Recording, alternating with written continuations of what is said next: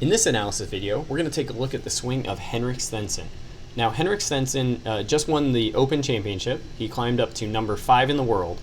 He's had some brilliant ball striking over the last few years, but what he did at the Open Championship is one of the most impressive tournaments that I've ever seen. And his final round, 63, coming in the final group to beat someone like Phil Mickelson, who shoots a bogey-free 65 himself, is nothing short of remarkable.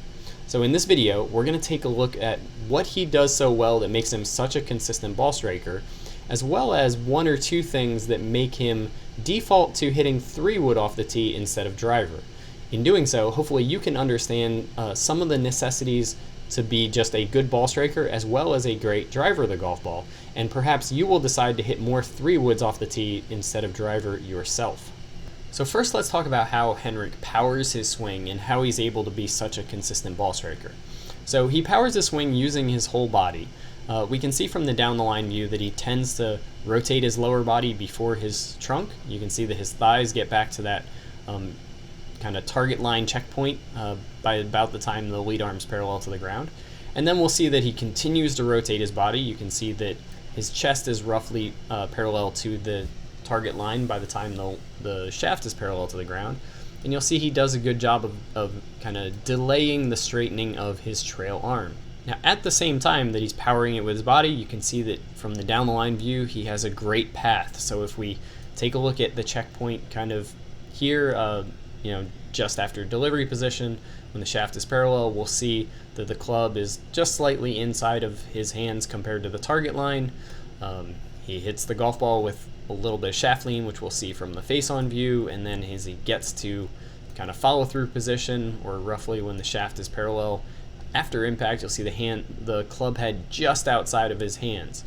So that tends to produce a very neutral path, and that's part of the reason why he hits the ball very straight, and he powers it with his whole body. That's part of the reason why he hits it very consistently. Now the question is, why would someone who has that great of a path from down the line and powers it with their whole body, why would they not want to hit more drivers?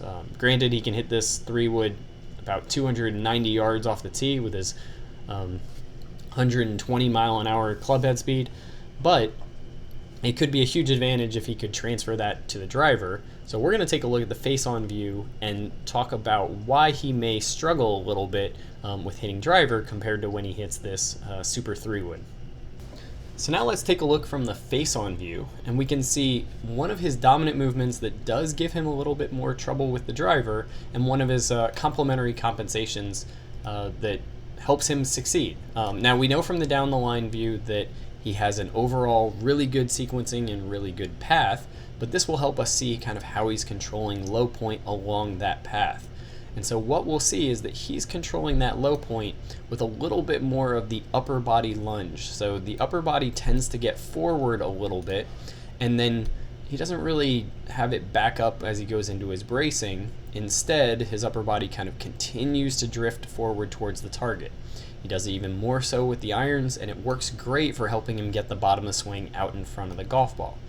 Now, to compensate on it and to make it so that it's not too steep, he lets his right arm get a little bit more behind his body. So if you have the pattern of getting your upper body to kind of lunge towards the target and that right arm getting behind your body, as long as you're powering the swing with your entire body, and as long as you're keeping a really good path, you can have great ball striking success like Henrik Stenson, but you're going to tend to have some angle of attack issues, especially when you get into the driver. When that upper body lunges on top like so, because it pulls the arms with it, you're going to tend to see the club working more in a high to low pattern, and we're going to see that when we take a look at some of the footage of Henrik Stenson hitting a driver. Okay, so now we got a couple different views to look at the driver. This from behind view, you'll get a great view of that right elbow getting more along the back side of his body. Most golfers at this point, that elbow would start to disappear because it's working a little bit more across his body. And that movement I call the wipe would allow him to have a little bit more spine tilt or axis tilt. But because he doesn't do that, because the right arm stays there and he doesn't have a whole lot of axis tilt, you'll tend to see that the golf club is going to work a little bit more down into the golf ball and then back up relatively quickly. That pattern works really well when you're trying to hit the ground. So it works great with the 3-wood, works great with the longer mid-iron, short irons. It just doesn't work too well with the driver, where we want to have a little bit more flat bottom here. This is an interesting camera angle to be able to really analyze a lot of what he's doing. But one of the things that we'll be able to see is that we're going to see a unique thing for a Tour Pro, which would be, you can see the driver coming from a higher position, coming down in the golf ball, and actually striking the ground just after contact. You won't see a lot of Tour Pros make contact with the ground with their driver, but this demonstrates that how his lunge of his upper body makes the club want to hit the ground, and so it's very hard for him to work out of getting the club to hit the ground. So instead of choosing a golf club like the driver, where it's working against what his body naturally does, he tends to err on more hitting the 3-wood. So if you tend to lunge with your upper body, especially if you like to swing hard or really go after the golf ball, I would recommend hitting more 3-woods off the tee. It'll ultimately fit with what you're doing with your pattern. Let's take a look and compare him to a elite driver of the golf ball with driver, so that we can see exactly what I'm talking about as far as this bottom of the swing thing. All right, so now we're just going to take a look at the overall shape of the bottom of the swing. So the only thing that really matters is the point of contact, but what we can see is, instead of using just kind of the angle of attack and the number, is it +1, is it +2, is it 2 down, any of that stuff, we're going to take a look at the pattern of the golf club kind of through the whole hitting area. So we can see we're going to use the relative height of the golf club compared to the ground, and the height of the golf ball compared to the ground. So you can see this camera angle isn't perfectly online, so what we can see is this is probably pretty close to where he would be, the club head in front of his right foot. And you'll see that it's still well above the height of the golf ball. So now it's still slightly above the height of the golf ball, and they're only a couple frames before impact. Now right at around impact, he gets the golf club down to about the height of the golf ball, and then it'll stay there for a couple frames, and you'll see it start to come up pretty quickly. Now if we compare that to someone like Jason Day, when we get the golf club even with his right foot, you can see that it's pretty close to the height of the golf ball.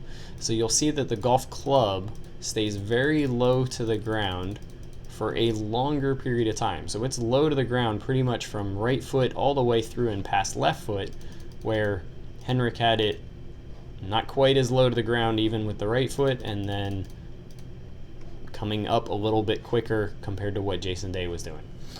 We're looking for kind of these minor details, but these details reveal some of the key differences in those who are really good with the shorter irons and those who are really good with the longer clubs. Henrik, with that upper body lunge, would have a hard time getting the golf club low to the ground for the entire hitting zone. So he's made the smart choice of hitting more 3-woods instead of fighting his swing and hitting drivers. If you struggle with driver, I would recommend either hitting 3-woods or learning how to make some swing adjustments so that you can get the club to stay closer to the ground for a longer period of time while using your body as effectively as you can. If you want to learn more about your game, feel free to subscribe to our YouTube channel, where you'll see us break down Tour Pro swings and give you little nuggets just like this video.